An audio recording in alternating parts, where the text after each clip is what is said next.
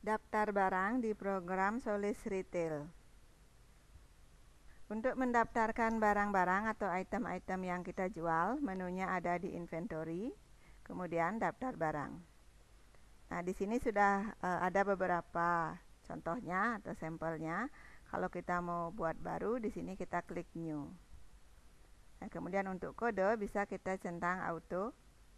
Kalau mau dari program yang buatkan kodenya sesuai dengan settingan yang udah kita setting, atau kalau kita mau pakai kode sendiri atau ngambil dari kode barcode-nya, itu juga bisa. Ini tidak dicentang. Kalau mau kodenya secara manual dan juga ada kode barcode-nya, itu juga bisa. Jadi di kode ini kita pilih auto, ikuti rumusan yang sudah ada. Kemudian kita isi nama barang, misalnya biskuit Roma yang 100 gram. Barcode-nya kita bisa scan kode barcode yang ada di kemasannya.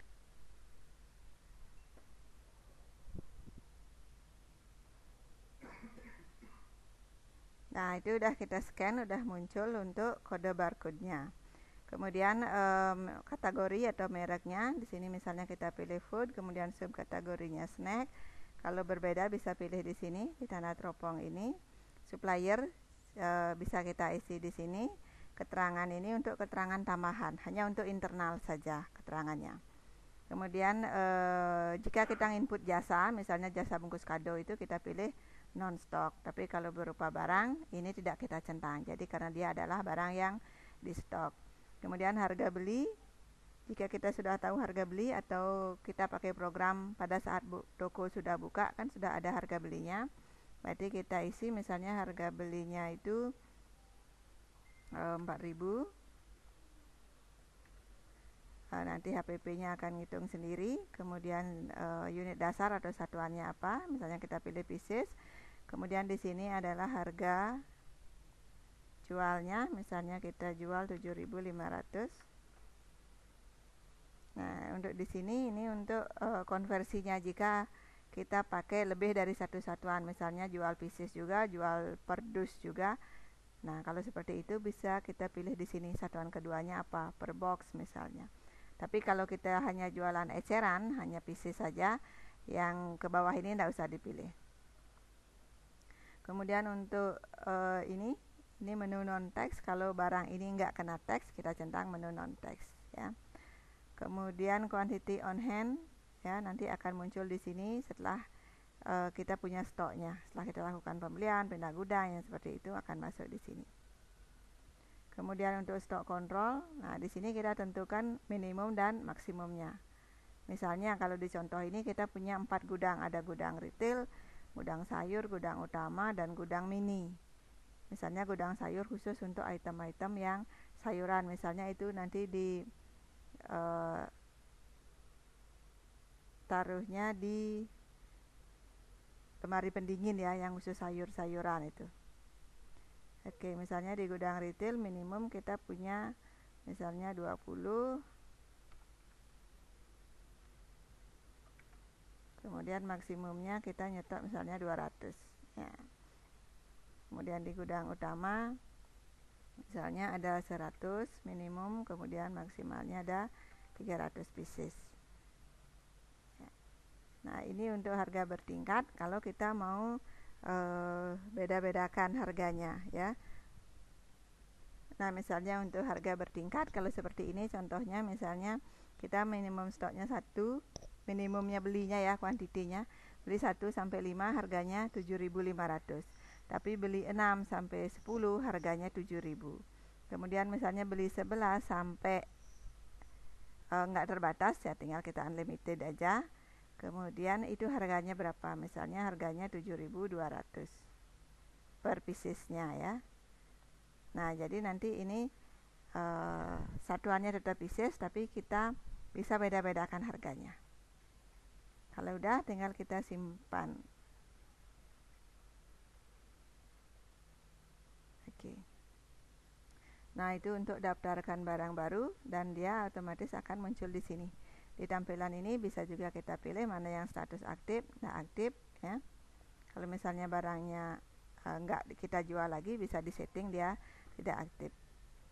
Ini all ya, atau pencarian dengan barcode juga bisa. Jadi di sini udah muncul. Nah, ini bisa kita lebarkan. Ini yang kita input tadi terakhir, ini kodenya otomatis dari sistem dan ada kode barcode-nya, kelompoknya, harganya, statusnya aktif. Kemudian untuk post price level, nah level di sini ini bisa kita isi. Ini nanti sambungannya ada dengan price schedule. Jadi di sini kalau kita mau buat semacam promo untuk banyak barang atau harga tertentu, nah kita bisa setting di sini. Contoh misalnya sekarang Juli ya. Ya, sekarang 12 Juli misalnya, nanti pada tanggal 16 Juli kita akan adakan perubahan harga. Nah, kan kita tidak mungkin merubah setelah toko tutup di tanggal 15 dan langsung berlaku di tanggal 16 pagi. Kan nggak mungkin juga sekaligus kita ngerubah harga. Makanya kita bisa setting di price level ini. Di sini ada harga sekarang, ada default, ada level 1, 2, 3, 4. Jadi kita bisa setting dulu di sini. Misalnya harga-harga yang akan berlaku mulai tanggal 16 Juli kita masukkan semua di level 1 ya. Kita isi di sini harga levelnya.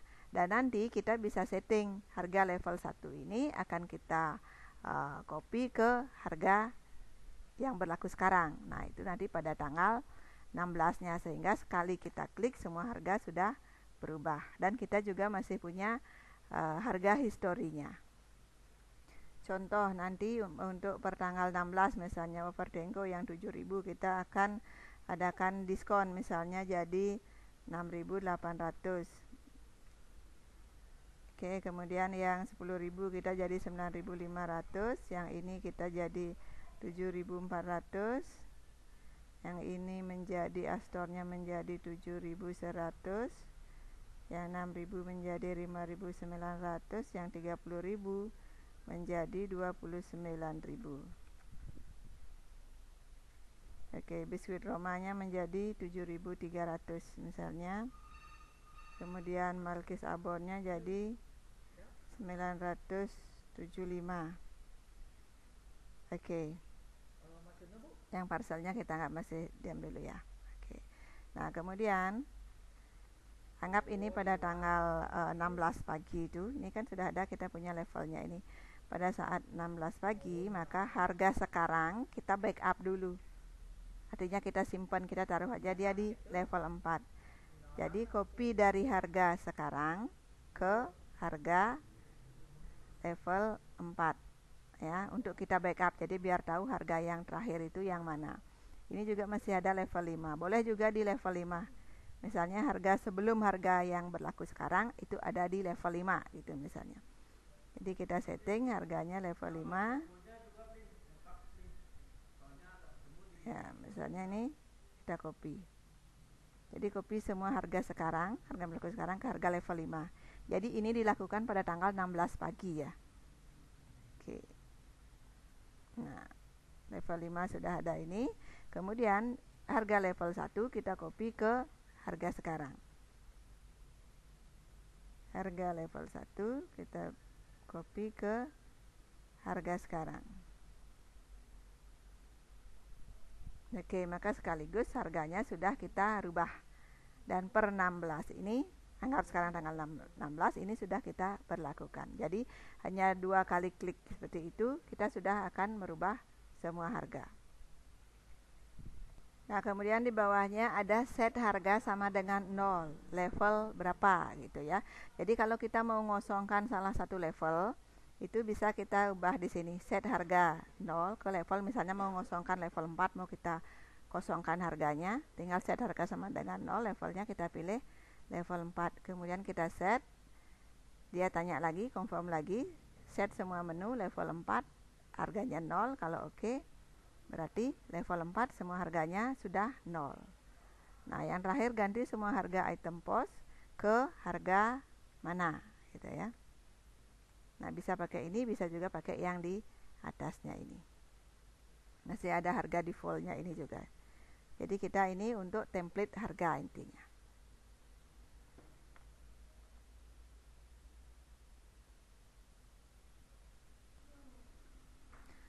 untuk price schedule di sini kita setting schedule ya, harga. Jadi misalnya seperti ini contohnya, pada tanggal ini kita buat kodenya.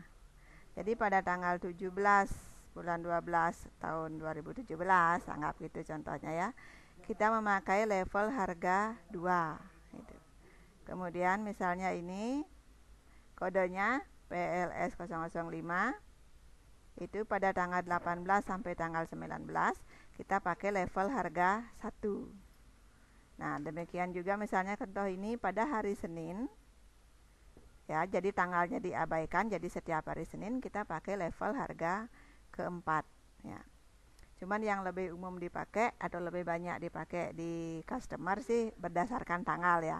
Karena biasanya promo-promo seperti ini itu mengikuti event-event, misalnya pada saat Idul Fitri itu tanggal berapa sampai tanggal berapa setting harga promo, atau pada saat hari raya Nyepi atau hari-hari besar lainnya itu disetting harga-harga khusus. Jadi pada umumnya itu memakai range tanggal.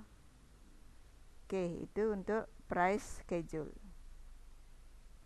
Oke, jadi buat baru post price level dan price schedule.